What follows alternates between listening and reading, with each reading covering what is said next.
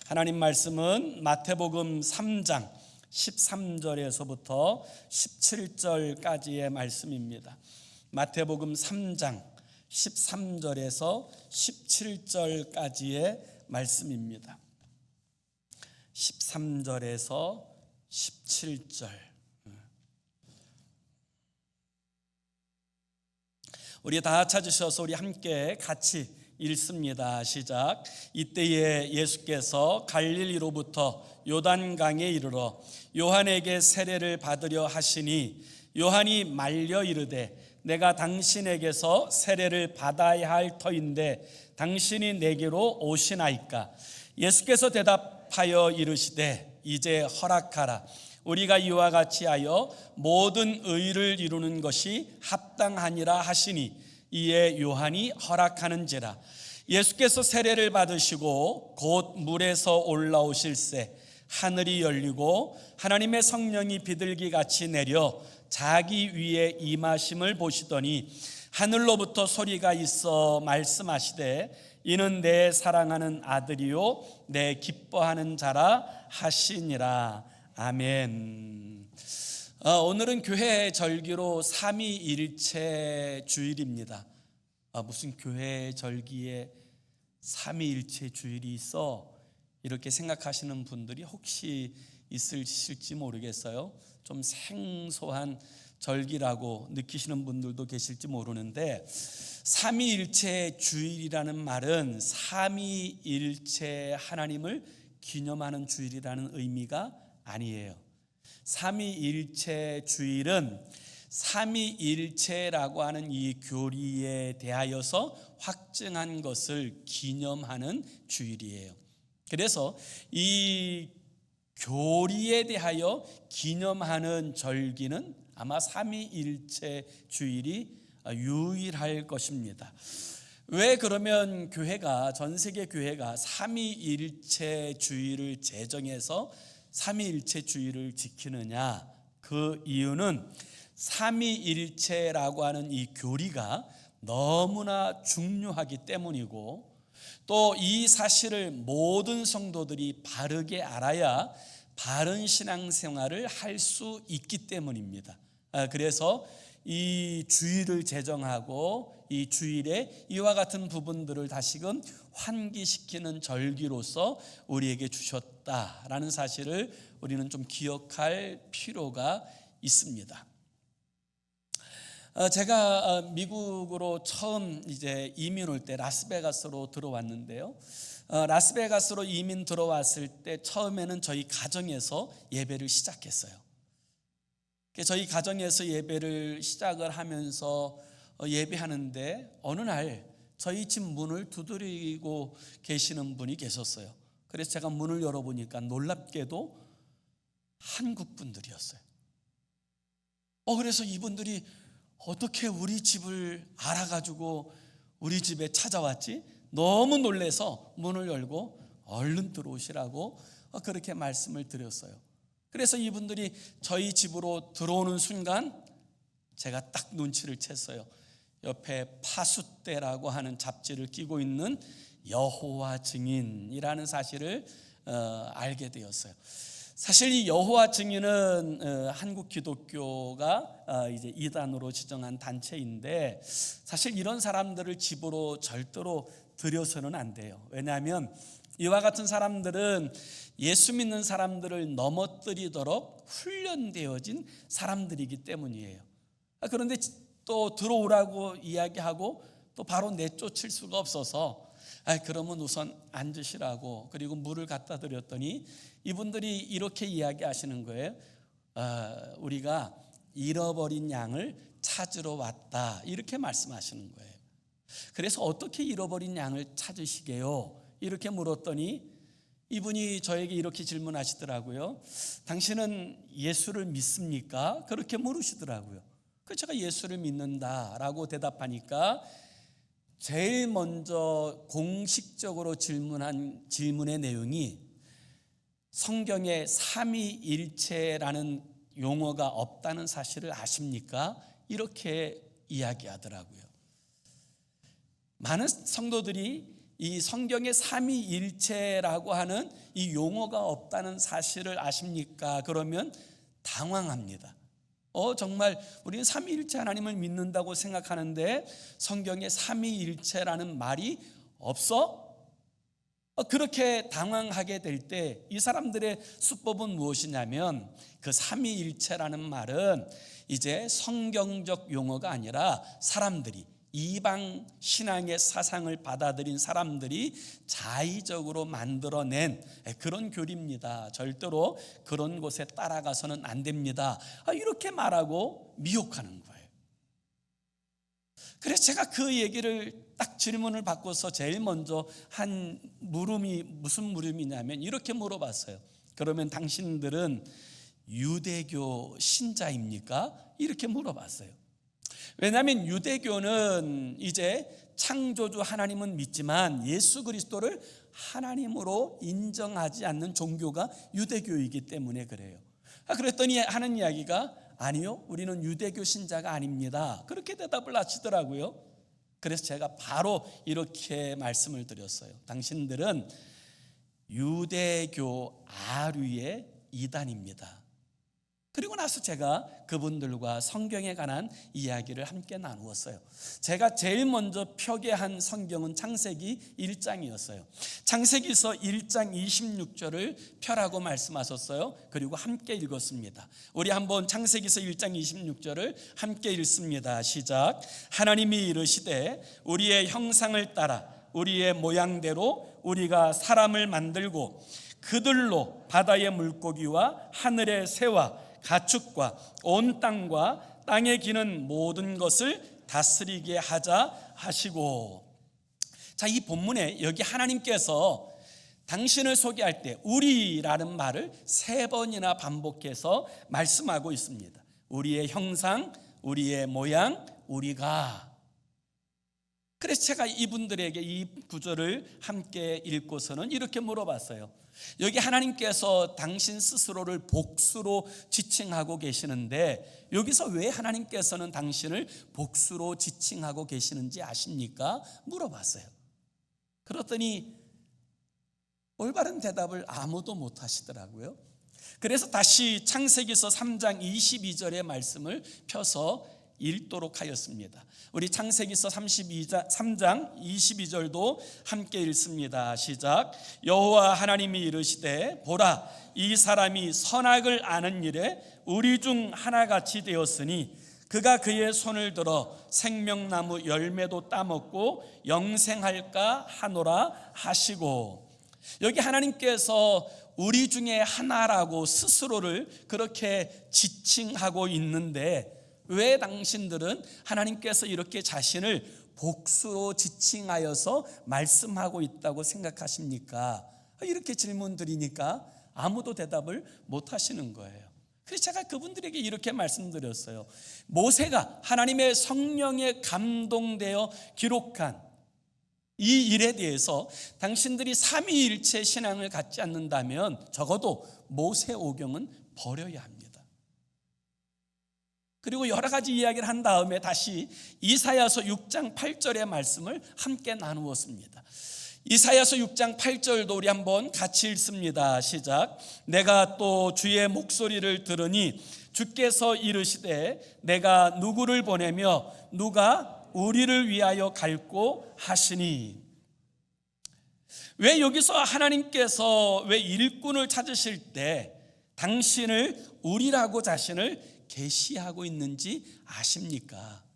그리고 하나님께서 이 하나님의 일꾼을 보내시는 이 일에 있어서 다른 분의 실체를 인정하시고 심지어 그분과 의논하고 있는 그 의미는 무엇을 이야기하고 계시는지 아십니까? 라고 물었습니다. 그러자 아무런 대답을 하시지 못하시더라고요. 그래서 제가 그분들에게 이렇게 말씀을 드렸어요. 당신들이 이 부분에 대해서 삼위일체 신앙을 갖지 않는다면 당신들은 적어도 이 선지서를 가질 자격이 없습니다. 그리고 나서 제가 신약에 관한 말씀들을 또 함께 나누기 시작했어요.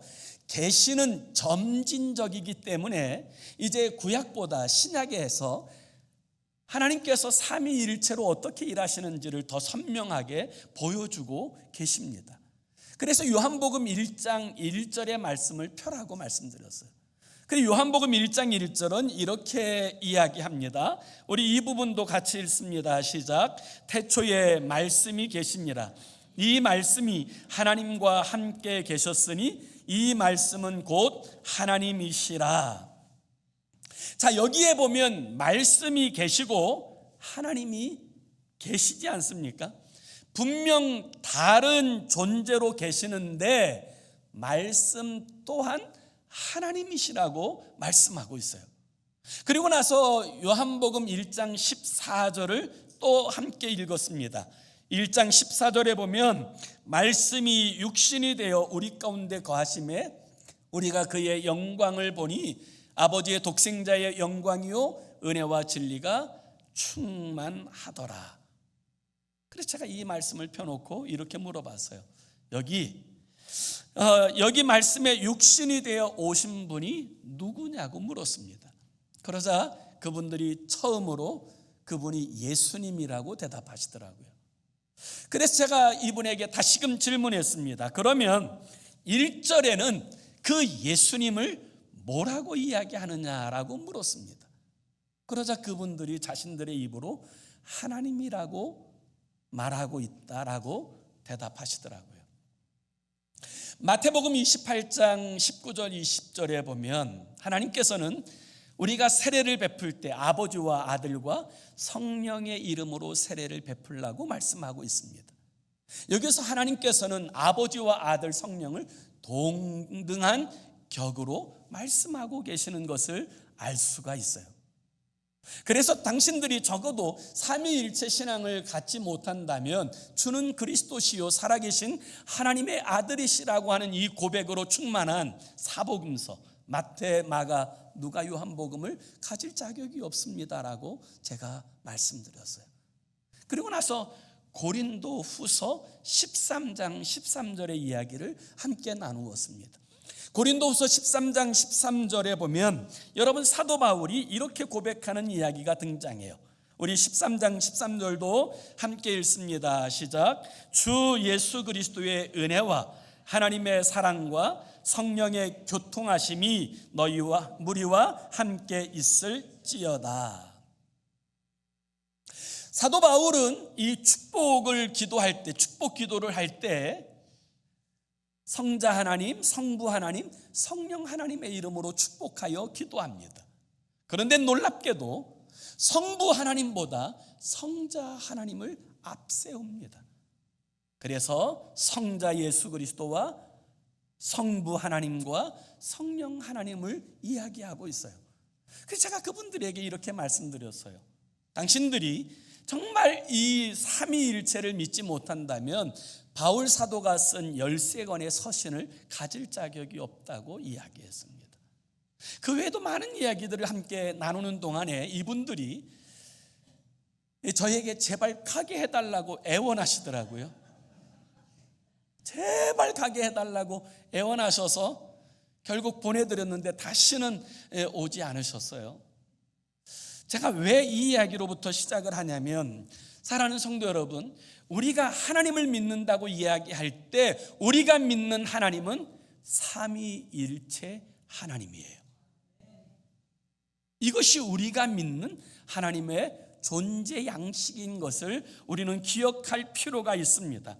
그래서 우리가 날마다 고백하는 사도신경에는 뭐라고 고백합니까? 전능하사 천지를 만드신 하나님 아버지를 내가 믿사오며 그 외아들 우리 주 예수 그리스도를 믿사오니 이는 성령으로 잉태하사 그리고 성령을 믿사오며 라고 고백하는 거예요. 하나님은 삼위로 존재하시지만 한 분의 하나님이시라고 하는 것, 이것이 삼위일체 하나님을 의미하는 거예요. 실제로 이 삼위일체 신앙은 초대교회에서 가장 중요한 신앙 고백이었습니다. 초대교회에 이제 들어온 대부분의 사람들은 그 당시에 유대인이었거나 유대교에 개종한 사람들이었습니다. 그런데 유대교나 유대교에 개종한 사람들이 본래 가지고 있었던 이 신앙은 무엇이냐면 오직 유일하신 창조주 하나님만 믿는다는 신앙을 가지고 있었던 사람들이에요. 그런데 십자가에 못 박혀 죽으시고 부활하신 예수님을 만난 사람들이 그 예수님을 하나님으로 고백하는 일이 벌어집니다. 그리고 성령으로 충만하게 되고 성령 강림절이 지난 후에 성령에 사로잡혔던 사람들이 성령을 하나님으로 고백하는 일이 생겨나게 되어져요. 그래서 이 초대교회 처음 신앙을 가졌던 사람들조차도 이 일이 아마 혼돈이 있었을 거예요. 어떻게 성부 하나님도 하나님이시고 성자 하나님도 하나님이시고 성령 하나님도 하나님이실 수가 있을까? 그러다가 사도들의 가르침과 이 성령의 감동 아래서 이분들이 이제 삼위일체라고 하는 이 부분들에 대한 이제 기틀을 가져가기 시작해요. 그러다가 결정적으로 이 삼위일체라고 하는 이 신앙이 정립되어지는 계기가 발생합니다. 초대교회는 로마로부터 굉장한 핍박과 억압을 받았어요. 그러다가 주후 313년에 로마 황제인 콘스탄티누스에 의해서 이 기독교가 드디어 이제 종교로서 인정을 받고 이제 해방을 선포받습니다. 로마 황제로서 기독교인이 서게 되어진 거예요. 그래서 이 로마 황제인 콘스탄티누스는 이 기독교를 공인하였을 뿐만 아니라 몰수하였던 기독교의 재산을 다 돌려주고 그리고 이 주일을 이제 안식일로서 주일로서 지키는 것을 공포합니다. 자, 이와 같은 일이 벌어지자 어떤 상황이 생겨나게 되어졌냐면 그동안 이제 그 핍박과 어려움 속에서 이렇게 가라앉아 있었던 삼위일체 신앙에 대한 활발한 공론이 시작되어져요.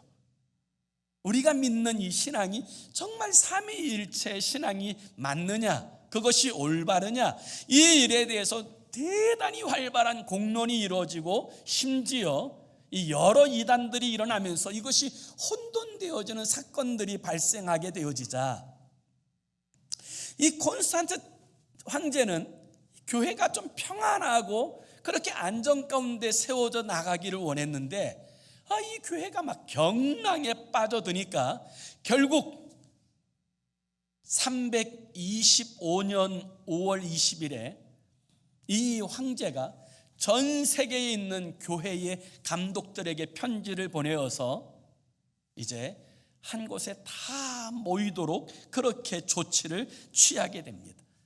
그래서 전 세계에 있는 기독교 지도자들, 감독들이 다 모여서 회의한 회의를 니케아 공회의라고 부르는 거예요. 전 세계 첫 번째 전 세계 기독교 지도자 회의가 열린 거예요. 그래서 이 회의가 열려서 2달 동안 치열하게 논쟁하고 기도하고 하나님의 뜻을 묻고 그리고 하나님의 말씀을 치밀하게 살펴서 내린 결론이 무엇이냐면 우리가 믿는 하나님, 이 하나님의 신앙은 삼위일체 하나님을 섬기는 신앙이다라고 하는 이 공식적인 이 문건을 내어서 전 세계 교회에 보내게 되어집니다. 그래서 이 삼위일체 신앙이 기독교의 가장 중심적인 신앙이 되어져요. 그러다가 337년에 콘스탄티누스 황제가 죽습니다. 이 황제가 죽고 나자 이 황제의 이제 그 권위에 꼼짝 못했던 이단들이 다시금 이제 삼위일체에 대한 이 논쟁에 불을 지피면서 특별히 아리우스라고 하는 이 지파의 사람들이 성부 하나님과 성자 하나님은 동등하지 않으시다, 이질 다른 존재이시다라고 하는 그와 같은 이야기를 통하여서 교회를 혼란스럽게 만들기 시작합니다. 그런 일이 계속 반복되어지자 두 번째 모였던 이 문제를 가지고 다시 모였던 회의가 381년 콘스탄티노플이라고 하는 이 지역에서 두 번째 세계 기독교 공의회가 열려지게 되어져요. 그래서 이 두 번째 세계 공의회에도 유럽, 동유럽, 서유럽뿐만 아니라 아프리카, 아시아의 모든 이제 전 세계의 기독교 지도자들이 다 모여서 삼위일체에 관한 이 부분들을 다시금 확인하고 살펴보는 시간을 갖습니다. 그리고 내린 결론은 삼위일체 신앙만이 우리 기독교가 온전히 붙들어야 될 유일한 신관이라는 사실을 확증합니다. 그리고 이 삼위일체 신앙을 혼돈케 하는 모든 단체를 이단이라고 규정하고 아리우스파를 교회에서 완전히 추방하게 되어집니다. 그러다가 7세기에 삼위일체 교리를 가르치는 것이 중요하다는 사실을 깨닫고 삼위일체주의를 정하고 14세기에 들어와서 이 삼위일체주의를 교회의 절기로 인정합니다. 그러다가 20세기에 들어와서 이제 본격적으로 삼위일체주의를 교회의 절기로서 이렇게 삼아서 이 세계 교회가 이 삼위일체주의를 지키도록 그렇게 행하게 되었던 것입니다. 사랑하는 필그림 성도 여러분, 우리가 하나님을 섬긴다고 말할 때 우리가 섬기는 하나님의 존재 양식은 삼위일체입니다. 이것이 성경이 말하는 하나님의 본질을 보여주는 것이기 때문입니다. 여기서 삼위라고 말할 때 이 삼위는 성부, 성자, 성령을 말합니다. 이 세 분은 완전히 고유하고 구별되어진 세 분입니다. 성부가 성자가 될 수 없고 성령이 될 수 없어요. 또 성자가 성부가 될 수 없고 성령이 될 수 없습니다. 그렇지만 우리가 믿는 하나님은 세 분 하나님, 다시 말하면 삼신론 혹은 다신론이 아니라 이 세 분이 또한 하나를 이루고 있다라는 사실을 이야기하는 것입니다. 이것이 바로 삼위일체라고 하는 신앙이에요. 이것은 우리의 인간의 지성으로, 이성으로 이해할 수 없는 신비의 개념입니다. 그래서 이 삼위일체의 신앙은 지성의 영역에 있는 것이 아니라 믿음의 영역에 있는 신앙이다, 이렇게 이야기할 수 있게 되는 것이죠. 자, 오늘 우리가 읽은 이 본문의 말씀은 예수님께서 인류의 죄를 대신하시기 위하여 인간의 몸을 입고 이 땅에 오셔서 공생의 사역을 시작하시고자 할 때 제일 먼저 하신 일이 무엇이냐면 세례 요한으로부터 세례를 받으시는 거예요. 이 세례 요한은 예수님을 뭐라고 소개했냐면, 보라, 세상 죄를 지고 가는 하나님의 어린 양이로다 라고 그렇게 하나님이라고 소개를 했는데, 그분이 자신에게 와서 세례를 받으려고 해요. 얼마나 놀랐는지 몰라요. 그래서 세례 요한이 뭐라고 여러분 이야기합니까? 13절과 14절, 오늘 본문 13절과 14절을 보세요. 이때에 예수께서 갈릴리로부터 요단강에 이르러 요한에게 세례를 받으려 하시니 요한이 말려 이르되 내가 당신에게서 세례를 받아야 할 터인데 당신이 내게로 오시나이까. 이 세례라고 하는 것의 의미는 자신의 죄를 이 하나님 앞에서 용서받고 그리고 하나님과의 관계를 회복하는 것에 중점이 있는 예식인데, 아니 죄 없으신 하나님이신 그분이 세례 받으러 오신다는 이 사실이 요한에게는 이해가 되지 않았어요. 그렇지만 예수님께서 이 세례 요한에게 죄인이 받는 세례를 받고자 하시는 이유는 바로 자신이 인류의 죄를 짊어지시고 죄의 짐을 짊어지신 채 이 고난의 행렬을 행해야 되기 때문이에요. 그래서 주님께서 세례 요한에게 뭐라고 말씀하세요? 오늘 본문 15절에 보면 이렇게 말씀하세요. 예수께서 대답하여 이르시되 이제 허락하라. 우리가 이와 같이 하여 모든 의를 이루는 것이 합당하니라 라고 말씀하고 계세요. 우리는 이 예수님께서 이 하나님의 맡겨주신 이 영광스러운 사역을 이루기 위하여 공생애로 나아갈 때 첫 번째 하였던 사역, 이 세례를 통하여서 우리는 성부, 성자, 성령 하나님께서 어떻게 일하시고 역사하시는지를 볼 수가 있어요. 자, 예수님께서 세례 받으실 때 일어났던 몇 가지 현상들이 있어요. 그 첫 번째가 뭐예요? 하늘이 열렸어요. 그래서 오늘 본문 16절에 보면 예수께서 세례를 받으시고 곧 물에서 올라오실새 하늘이 열리고 이렇게 말씀하세요. 여러분, 내 모든 것을 내려놓고, 내가 중심되었던 모든 것을 내려놓고 하나님께서 나의 주인 되심을 인정하는 이 세례, 다시 말하면 내가 죽었다라고 하는 이 온전한 신앙 고백으로서 세례를 받을 때 일어난 현상은 무엇이냐면 하늘이 열리는 거예요. 오늘도 마찬가지예요. 내가 죽으면 하늘이 열립니다. 내가 죽으면 여러분 새로운 놀라운 역사가 우리의 삶에 시작되어지는 줄로 믿습니다.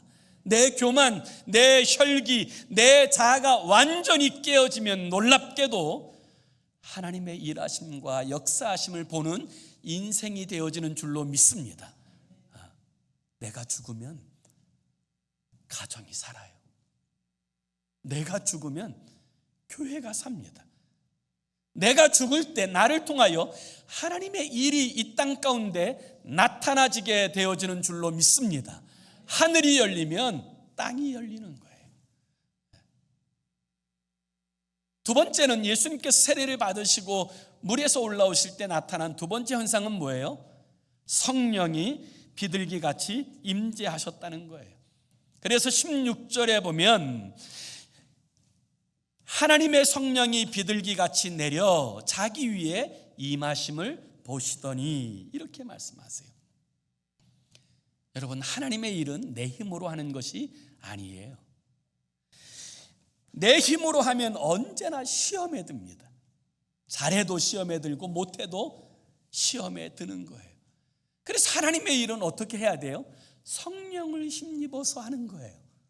다시 말하면 하나님의 성령으로 행할 때에만 하나님의 일이 되어지는 거예요. 그래서 예수님께서 이 구속의 놀라운 사역들을 진행해 감에 있어서도 주님은 육체의 힘으로 그 일을 감당하지 아니하시고 하나님의 성령을 힘입어 그 영광스러운 일을 감당해 내신 줄로 믿습니다. 여러분, 이것이 중요해요. 그리고 예수님께서 세례받고 올라오실 때 나타난 세 번째 현상이 뭐예요? 17절에 보면 성부 하나님의 인준, 다시 말하면 공포하심이 있었다라는 거예요. 그래서 17절을 한번 다 같이 우리 같이 읽습니다. 시작. 하늘로부터 소리가 있어 말씀하시되 이는 내 사랑하는 아들이요 내 기뻐하는 자라 하시니라. 하늘로부터의 소리. 여러분, 이제 그 음성은 하나님의 음성이었어요. 예수님의 이 사역을 인준하고 하나님께서 이 사역이 진행될 것을 공포하시는 그런 일이 있게 되어진 거예요. 자, 여러분, 이 구원의 사역 하나만 보아도 예수님께서는 인류의 죄를 대속하시고 구원하시기 위하여 친히 죄인으로 이 땅에 오셨어요. 그리고 그 사역의 짐을 짊어지고 나아갑니다. 그때 하나님의 성령은 예수에게 그 일을 감당할 수 있는 능력과 기름 부으심을 허락하세요. 그리고 하나님께서는 그 사역을 인준하시고 공포하십니다. 창조의 사역에 있어서도 하나님께서는 섭리하시고 계획하시고 말씀하신 주님께서 이 사실을 선언하시고 그대로 되시고, 하나님의 성령은 수면 가운데 운행하셔서 모든 질서를 잡으셔서 이 창조의 역사가 성취되도록 하십니다. 그래서 우리는 세례를 베풀 때에도 성부, 성자, 성령의 이름으로 세례를 베풀고, 혼인 예식을 하거나 이 교회의 공적인 모든 사역에 있어서 성부, 성자, 성령 삼위일체 하나님의 이름으로 그 사역을 감당하고 있는 것입니다. 여러분, 우리가 믿는 하나님은 성삼위일체 하나님이에요. 이 사실을 바로 알고 바르게 신앙 고백하는 것이 얼마나 중요한지 몰라요. 성자라고 불렸던 어거스틴이 어느 날 이 바닷가를 거닐면서 이 삼위일체 신앙에 관한 부분들을 묵상하고 있었다고 합니다. 그런데 아무리 고민하고 아무리 자기의 이성으로 그 사실을 확인해 보려고 해도 이게 도무지 확인되지 않는 거예요. 자신의 지성의 한계를 넘어서는 거예요.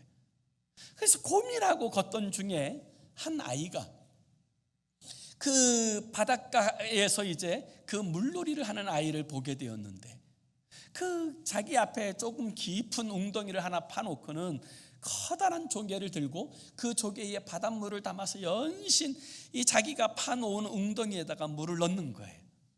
그래서 어거스틴이 묻습니다. 얘야, 너 지금 뭐 하고 있니? 그랬더니 이 아이가 이렇게 대답하는 거예요.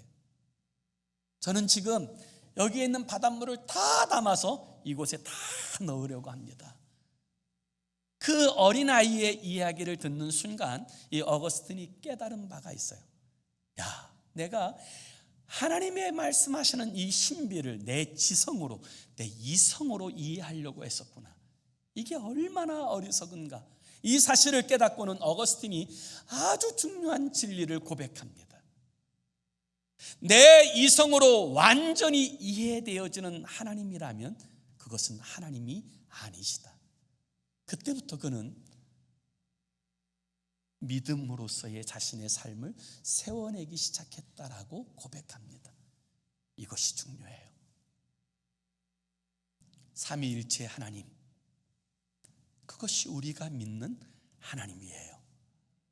그렇다면 오늘 우리들의 삶의 자리에서는 삼위일체 하나님께서 존재하는 양식을 따라서 우리도 살려고 힘써야 합니다.